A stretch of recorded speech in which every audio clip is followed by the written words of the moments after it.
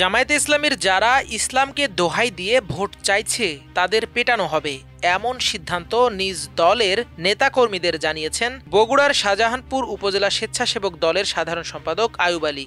শুক্রবার বিকেলে উপজেলা স্বেচ্ছাসেবক দলের হোয়াটসঅ্যাপ গ্রুপে এ সংক্রান্ত একটি অডিও বার্তা দেন তিনি, যা আমার দেশের হাতে এসেছে। শাহজাহানপুর উপজেলা স্বেচ্ছাসেবক দল সভাপতি আজাদুল ইসলাম আজাদ, সাধারণ সম্পাদক আয়ুব আলী এবং সাংগঠনিক সম্পাদক কামরুল হাসান মোমিন সহ বেশ কিছু নেতাকর্মী ওই হোয়াটসঅ্যাপ গ্রুপে যুক্ত ছিলেন। প্রথমে স্বেচ্ছাসেবক দলের সভাপতি আজাদুল ইসলাম আজাদ অডিও বার্তায় স্বেচ্ছাসেবক দলের শাহজাহানপুর উপজেলার নেতাকর্মীদের জামায়াতের নারী সদস্যদের ব্যাপারে সজাগ থাকতে বলেন। সম্মানিত শাহজাহানপুর উপজেলা স্বেচ্ছাসেবক দলের নেতৃবৃন্দ, আপনাদেরকে জানানো যাচ্ছে যে জামাতে ইসলামের কিছু নারী সদস্য প্রতিটা গ্রামে বাড়ি বাড়ি যে ধর্মপ্রাণ নিরহ মা বোনদের সঙ্গে কাছে থেকে দাড়িপাল্লা মার্কা ভোট চাইতেছে এবং অদাবদ্ধ করতেছে। আমরা সবাই আমাদের আত্মস্বজন, পাড়া প্রতিবেশী, ভাই বোন, খালা সবার সঙ্গে যোগাযোগ রাখবো, যাতে তারা জামাত ইসলামের এই বিভ্রান্তি বা কোনো প্রলোভনে বা কোনো আশ্বাসে বা জান্নাত পাওয়ার আশ্বাসে তাদের দাড়িপাল্লা মার্কা ভোট দিতে প্রতিজ্ঞাবদ্ধ না হয়। সকলকে এই বিষয়ে সজাগ থাকতে হবে। আমরা শাহজাহানপুর উপজেলা স্বেচ্ছাসেবক দলের নেতৃবৃন্দ, আমাদের আত্মীয়স্বজন, বন্ধু বান্ধব এবং যার যেখানে আত্মীয় আছে সবাইকে সজাগ করব।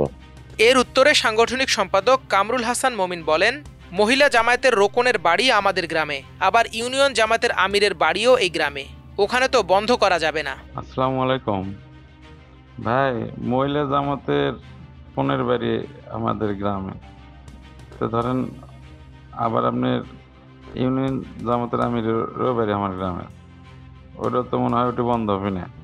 এই হতে পারে হয়তো 5-7 জন বা 10 জন যায়, তো হয়তো 2-1 জন সরে আসতে পারে। ওরা তো অনেকে যায়, আপনি তারা কিছু এমনিটি আমি হাদিস কোরআন পরে আর মোনাজাত করে। পরে উপজেলা স্বেচ্ছাসেবক দলের সাধারণ সম্পাদক আয়ুব আলী বলেন, জামায়াতের যারা ইসলামকে দোহাই দিয়ে ভোট চাচ্ছে তাদেরকে এলাকার যেখানে পাবেন সেখানে ধরে পিটানো হবে।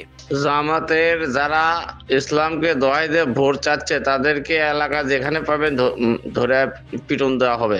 মূলত শাহজাহানপুর ও গাবতলী উপজেলা নিয়ে বগুড়া 7 আসন গঠিত, যেখানে এবারে নির্বাচনে বিএনপি প্রার্থী ঘোষণা করেছে দলের চেয়ারপারসন বেগম খালেদা জিয়াকে। এর আগে গত 6 নভেম্বর এ আসনে জামায়াতের প্রচারণা করা যাবে না বলে বক্তব্য দিয়ে দেশ জুড়ে ব্যাপক সমালোচনার জন্ম দেন শাহজাহানপুর উপজেলার আড়িয়া ইউনিয়ন বিএনপির সভাপতি বাদশাহ আলম। জামাতকে অনুরোধ করব, আপনারা সব জায়গায় নির্বাচনী প্রচারণা চালান, কিন্তু এই শাহজাহানপুর গাবতলীতে আপনারা প্রচারণা চালাতে পারবেন না। তার কারণ একটা দিক চিন্তা করতে হবে, বেগম খালেদা জিয়া কয়েকবারের প্রধানমন্ত্রী, সেই নির্বাচন এখানে করতেছে।